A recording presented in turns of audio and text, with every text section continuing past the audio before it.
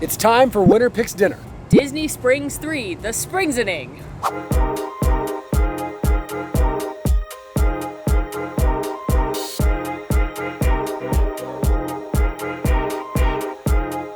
Hey there, Man Fam. It is time for another episode of Winner Picks Dinner. This is the show where we have a progressive meal around the theme parks, and every round is decided by a very competitive game of rock, paper, scissors. And yes, we are playing at Disney Springs for a third time. Why? Because there are so many places to eat and drink here that we could literally play 3 more games at least without repeating any locations. And that's what we're going to do. We are not going to repeat any of the locations that we had in the first game here or the second game here. But there is still, like I said, so much to choose from. This is the hub of eating and drinking at Walt Disney World. Let's get to it. Maybe I'll win this one. Maybe. Probably not. You never know. This could be your time. Yeah. Here's how the game works. We will be having 5 courses today. Drinks, appetizers, entrees, desserts, and more drinks. And like Alan said, before each game, we will be playing a round of rock, paper, scissors to determine who gets to choose where we head for that course. But we need to be strategic because you cannot repeat locations within the same game. So if you choose Frontera Cocina for margaritas, you can't stick around for queso for appetizers. Also, like Alan mentioned, we're not headed to anywhere we went to in the first 2 games, which means we cannot go to for any course. Haleo, The Polite Pig, Homecoming, Salt and Straw, Joffrey's, Jock Lindsay's, Hole in the Wall, Wine Bar George, Earl of Sandwich, Vivoli, or the Edison. If you want to check out those spots, many of them being favorites of ours, please check out the first 2 videos here. But for now, it's time to get going. Round 1, drinks. Yep. There's so many spots. There's so many good spots. So many good spots.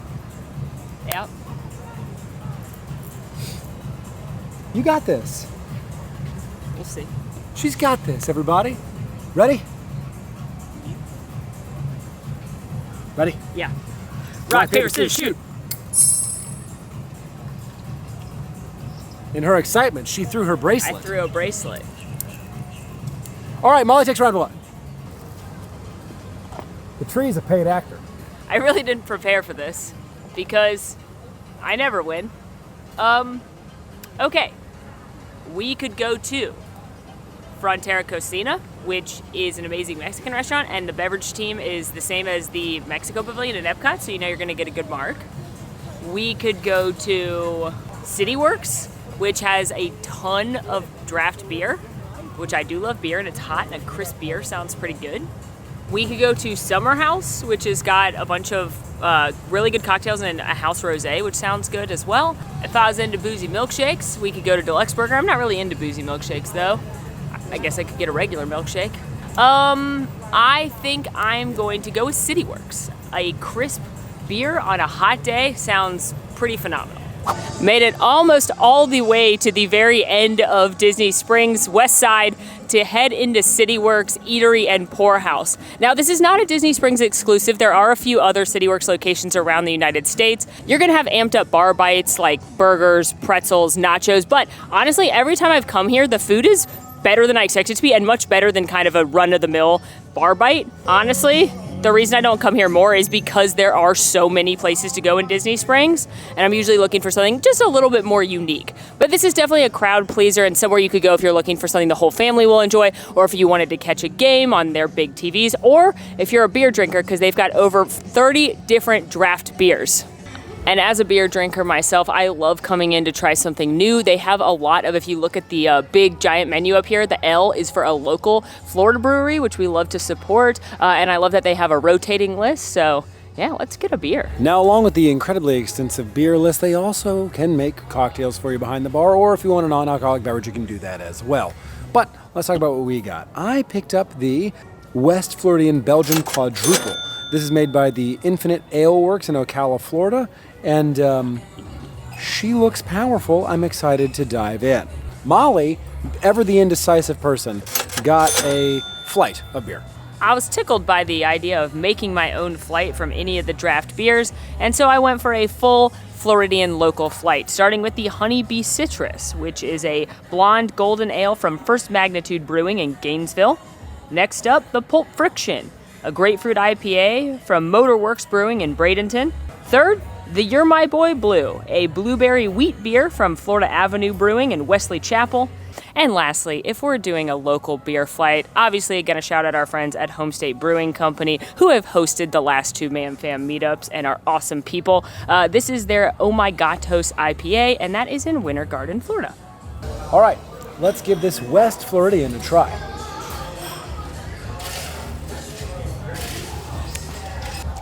Ooh, this is a very high ABV. I believe it's 10.6. Whoa.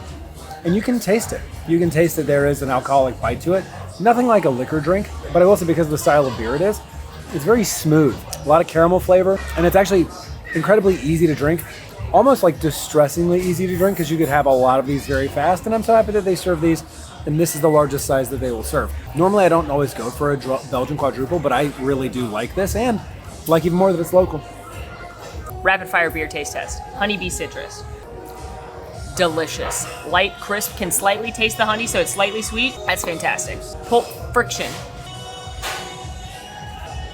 We have kicked it up because it's an IPA, but oh my God, the tart zing of grapefruit on the back end, that is maybe, that is one of the best IPAs I've ever had. That is up there with the Isla Nublar. That's fantastic. Hope I can find that to bring home. You're my boy Blue. That's a delicious blueberry beer. I feel like this is a good entry beer if you don't think you like beer, but you like ciders and fruity beverages. It's not too sweet, but it's definitely sweeter than anything else. And lastly, the Oh My Gatos. A delicious classic IPA, no fruit flavor like any of the other ones, but it's refreshing on its own. Maybe not an entry-level IPA, but honestly, all 4 of these are fantastic. All right, that was a good round 1 choice from Molly. Yes, and I should note they do have a walk-up bar right here if you want to grab a beer to go, or you can go inside and get the full range of beers to go. All right, I'm feeling good. Thanks to those. That's the beer flight. 4 beers. They weren't full beers. Chops. So now I just let the hand do what it wants. All right, ready? Yep.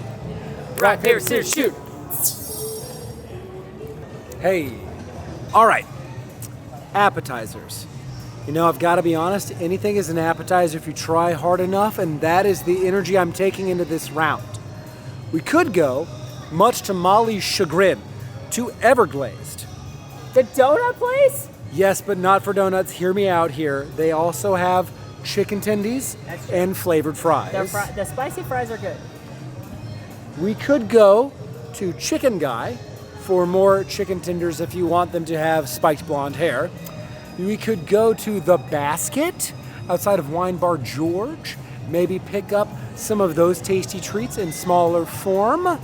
But I think if I'm going to push the boundaries of the appetizer, I feel like, go with me on this journey here, I feel like we need to go to Pepe. Because not only do they have the croquettes, you can cut a sandwich into smaller pieces, which are often served as fingerling sandwiches at parties. And ththose are appetizers, they're past hors d'oeuvres. I can't find fault in that logic. Right? Okay. Yeah. Also, that means we get to go to Pepe. Agreed. It's delicious. Yeah. Pepe is the quick service restaurant attached to Jaleo, which we went there in Game 1 here in Disney Springs, so obviously that's out and we can't go there. But Pepe has a whole variety of options. They have sandwiches, they have those world famous croquettes, and it's all made by James Beard award-winning chef Jose Andres. This is his menu. I have to tell you, I think Pepe is one of the most underrated spots here in Disney Springs. The food is all delicious, and every time I go here, I am never disappointed. On the menu here at Pepe, you have sandwiches. So you've got some super flautas like the jamon or the manchego cheese and grated tomato. You also have some bikini sandwiches, so these are Spanish paninis. You can pick up some burgers if you would like, or some hot dogs and some classics from Spain like the Spanish tuna salad.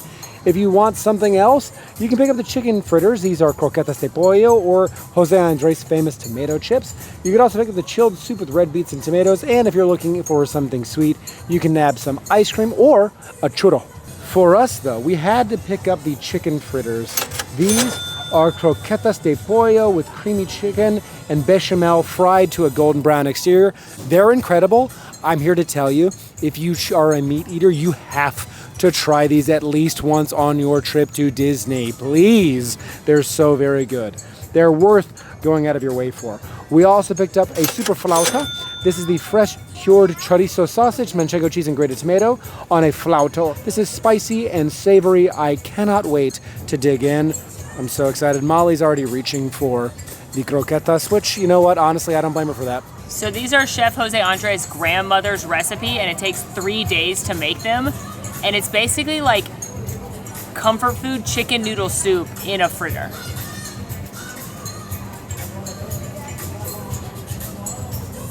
I don't even care that we're sitting outside and eating these, and it's 1,000 degrees, and these are also hot meat and soup because they're so flavorful. They're not spicy.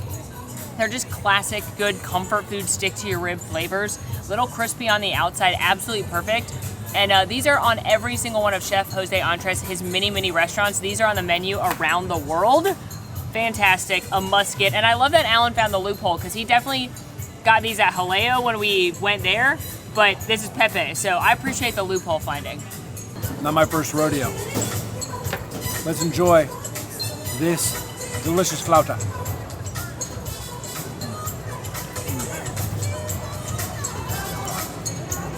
The beautiful part of this sandwich is that it is so simple. The bread is so light, it is airy, and the ingredients on the inside aren't overpowering. The chorizo, very meaty, lightly spicy. When I say spicy, what I don't mean is I don't mean it's gonna be hot. You're not gonna feel a burn. You're gonna taste a lot of spices. You get some chili, you get a lot of that cured, almost vinegary flavor from the meat, and then the manchego cheese has a nice little nutty bite to it that helps break up a lot of the richness coming from the chorizo. And to finish it all off is that tomato. Fresh, bright, adding a little bit of that refreshing, moist flavor to this sandwich. Hello, you're on a trash can again, viewer. Trash can. Camera time. It's trash can camera time.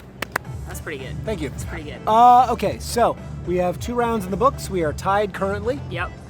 Now we have entree. Yes. I have ideas. I have hopes and dreams. Ideas, hopes, dreams. Honestly, Pepe was my entree plan, but I have backups. Because you were so brave as to decide a full sandwich this big. I want you to know, folks, brave. Listen, it was delicious. I'm not complaining, but I'm just saying now what's my plan, but I got some ideas. Ready? Yeah. Rock, paper, scissors, shoot. I went for scissors. You did. All right. Entrees. There's a lot of options. A lot of my favorite places are gone, but there are a lot of good choices. For starters, the Boathouse, which is an amazing seafood restaurant. We can see if there's spots at the bar, sit out there, but it's pretty hot right now. I don't know if I want to sit outside and eat seafood. Deluxe Burger. I've had a hankering for a burger recently, and they are a very good quick service burger. You've got Blaze Pizza, which always surprises me with the cost and the quality of their pizzas. They're individual customizable pizzas, but they're very good and made in front of you. It's kind of like the Chipotle of pizzas. We could go to Daily Poutine, which is a variety of poutines, which is really more of an appetizer, but you know, everything's everything now. Eat, the Indian restaurant, is really, really good. Surprised us last time we went. But I do have a hankering for pizza, but it's not from Blaze. I have to say, one of the fun parts of doing this game so many times at Disney Springs and eliminating past choices, it does force us to go to places we often overlook because we often return to our favorites, just like a lot of people. But Pizza Ponte is a quick service location, a grab and go sandwich pizza spot that is part of this Maria and Enzo's district right here. And then that connects to Enzo's Hideaway Tunnel Bar, which is a speakeasy Prohibition era themed spot.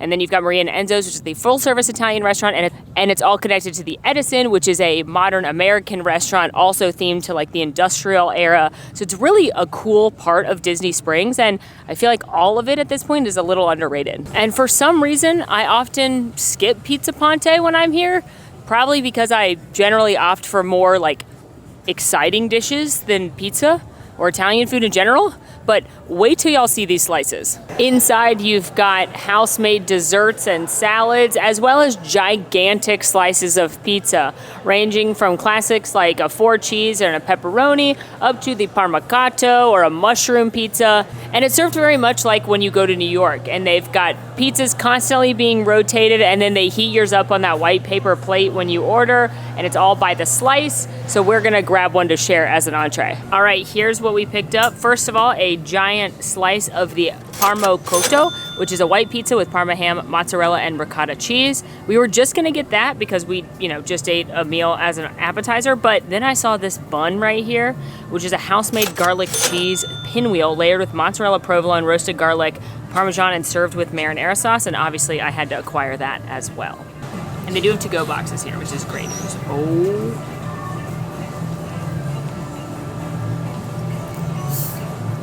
That is, this might be better than pizza. I know we went there for pizza, but.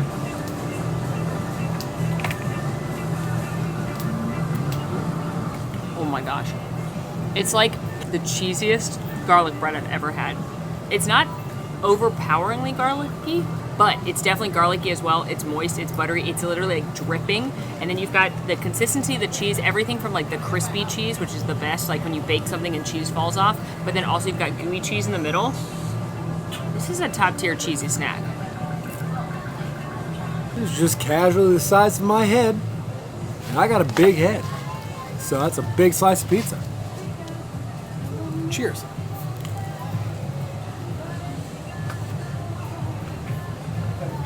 This is a very specific style of pizza. The bread itself almost reminds me of like a very thin focaccia. The undercarriage, baked beautifully, nice and crisp. Plenty of cheese on top. I love the ham, the prosciutto that's there. Ooh. And then the added bonus of these globs of ricotta. I'm not saying that I've ever, come to Disney Springs after a night of heavy consumption of adult beverages. But I am saying that if I were to do that, I would jettison myself towards this piece of pizza and that garlic bread, because this is exactly what I would need the morning after. Again, I'm not saying I've done that, but if I did. It was so good. I'm so full.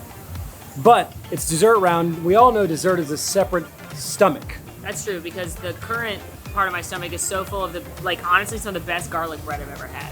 So. It was really good. All right, I'm ready. If I win this, I win the game for the first time in. I can't even remember the last time I won. You got this. Ready? You got this. Rock, paper, scissors, shoot. I feel like we need to get you a new bracelet.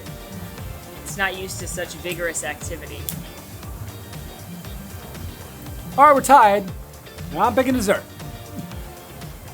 All right, dessert. There are many options we have left. We can go to the Candy Cauldron, Goofy's Candy Company, or some of like the easy, more candy-oriented spots. Swirls on the Water close by if you wanted to get some Dole Whip. I hear right now they even have a mint flavor. Amarettes, if we want to do like fancy desserts, but I'm not feeling a fancy dessert. I'm feeling something simple, something classic, something that I know Molly and I both enjoy. And that's going to be a cookie. But not a cookie from Gideon's. Summer House. That's where we're going for dessert. All right, Summer House is a great spot for brunch. In my opinion, one of the best spots for brunch outside of Wine Bar George here in Disney Springs. But that's not why we're going there today. Although I would love to regale you with the fact that they have a Brussels sprout salad on their menu that is phenomenal. What we are talking about today is their cookie bar, which is attached to the Summer House restaurant and is a spot where you can go pick up, as the name would suggest, cookies. And they have a wide variety of them. Now, these aren't going to be the big half-pound honkers that come from Gideon's, but they are going to be just as delicious, and in some cases even more so. They also have a variety of some fun fruit flavors, like a lemon cookie that I know is Molly's favorite, or a raspberry cookie that is, if it's still on the menu. Also, hot tip, if you want some cookies, you can skip the line and scan the QR code and order cookies online. Summer House really gives me the rosé all day vibe, and I gotta tell you, I'm here for it. All right, we have picked up our cookies. Well, at least I've picked up a singular cookie. Molly's picked up something I can't wait for her to share with you. My cookie is Thai banana, which I've had before. The last time we were here with Molly's mom, we came here for brunch, and I tried this cookie, and I loved it because I love banana-flavored things. Now, Molly, walk us through this, shall we? So, I've never seen this because we normally get cookies from sitting at the restaurant, but this is the cookie in a cup, and basically if they break a cookie and they can't serve it as a full cookie, but it's perfectly good, they put pieces of it into a cup, and this is perfect if you're like me and very indecisive. Alan says I have paralysis by analysis when I have too many choices, and I literally couldn't decide walking in if I wanted lemon, raspberry, and then I saw the M&M one, and that looked good, and then the peanut butter looked good. There's a piece of all of them in here, and who knows what else. Plus, it's in a cup, so it's convenient to take with you. This would be a great shareable for kids. This is my new favorite thing. Okay, I'm gonna review I'm not gonna review every one in here, but I'll review 2. Starting with this one's the peanut butter. It's got like a big house-made Reese's on the top. Oh God. It's so good. It's basically, if you're from Ohio, you know what a Buckeye is. It's like that on a really good moist peanut butter cookie, which is my favorite kind of classic cookie. Phenomenal. And then I also have a newfound love, as Alan mentioned, for the raspberry, which is like a moist, delicious sugar cookie, and I mean this with all the respect in the world. It reminds me of when I'd get the sugar cookie from Great American Cookies at the mall as a kid, but then it's got this nice, not artificial raspberry fruitness woven through. Seriously, this is my favorite thing I've discovered today. All right, Thai banana, breaking it open. This was described to me as almost a banana bread style cookie.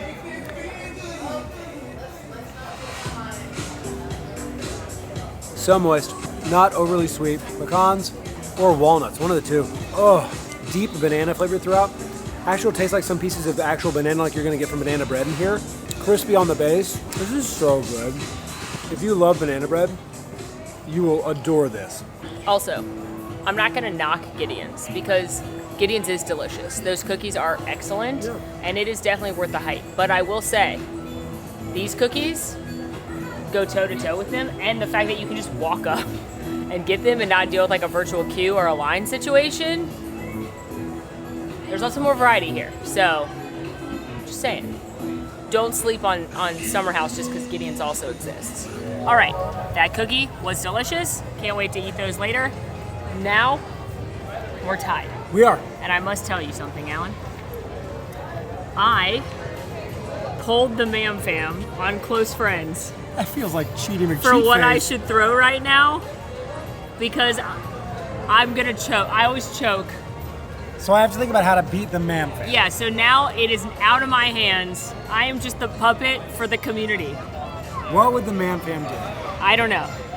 Well, I do know what they did. I know. Very sneaky. Yeah. So I'm You're fighting thousands. So So they stayed true. Okay. Yeah, I put it on Close Friends. I took your admin controls away without you knowing. God forbid it had been a social media emergency. I would have handled it. I'm playing against the Mam Fam. By the power vested in me, I pronounce this hand the Mam Fam. What would they throw? Yeah, that's what you got to think about. Okay, I think I got it. Yeah. Ready? Wait. Okay, yeah, I got it. Ready? Yeah. Rock, paper, scissors, shoot. They know I throw rock. They've seen the statistics. He's too powerful. He's now beaten all of us. This is his ultimate form. Unagi.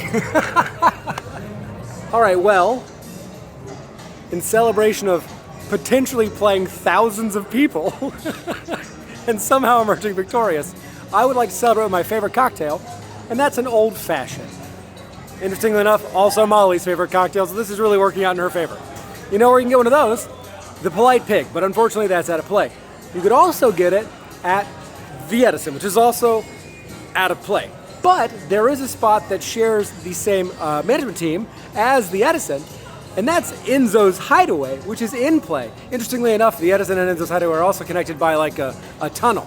So we're gonna go there to Enzo's Hideaway. Now we've been to Pizza Ponte, which is connected to Maria and Enzo's, but little does Maria know, Enzo is running a speakeasy known as Enzo's Hideaway just in front of their beloved pizzeria and Italian restaurante. This is themed to the Prohibition time, where you would have to hide and drink your adult libations in secret so as to not be arrested by the coppers, see? So all the entire theme is going to be underground. Some refined elegance that is met with a little bit of like a cave feel. Oh, of course, in a massive iron door with a sliding entryway so you can see who's actually outside. Once you're inside, you will see that little elegance that you've got, as well as some of the newspaper clippings that make up the artwork all along the interior booths.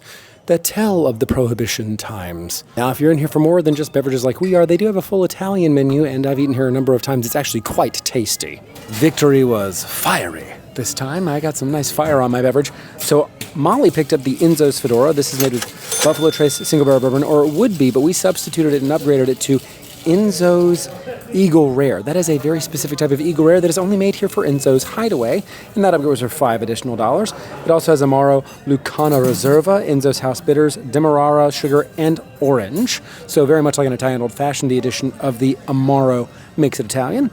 And I picked up, in the barrel-aged category, the Bespoke Gentleman. This is the Gentleman. This is their take on a classic Boulevardier, made with Michter's Rye, Campari, and Carpano. Antica infused with cocoa nibs. Cocoa nibs, like Terry Jeffords' favorite snack. This is just a pop culture joke. It is. And barrel-aged for 4 to 6 weeks in a charred virgin American oak barrel. And it was presented fireside, as it was sprayed with like an orange liqueur that had a flame open next to it, causing it to ignite. Cheers. I was worried that was going to be too sweet, but it is not sweet at all. It, I think, definitely upgrading to the Eagle Rare, which is a less sweet than Buffalo Trace, definitely helped. When we were on the Wish or the Treasure, I can't remember, we did one of the bourbon classes, the old-fashioned classes, and they said if you want to keep the alcohol taste, you need to go up in alcohol volume and go down from bourbon. So that's what has happened here. Delicious. You do have a little bit of the Amaro flavor coming through to make it a little bit more unique, but not a starter old-fashioned, but one I'm happy to be drinking to nourish my soul after losing. On behalf of all of you, I'm sorry. Cheers.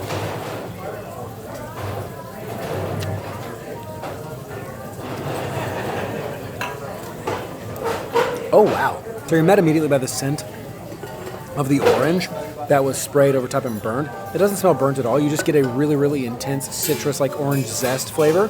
That's immediately met by the cocoa. The flavor of the cocoa nib takes over next. So it starts off like you're having like a chocolate-covered orange piece.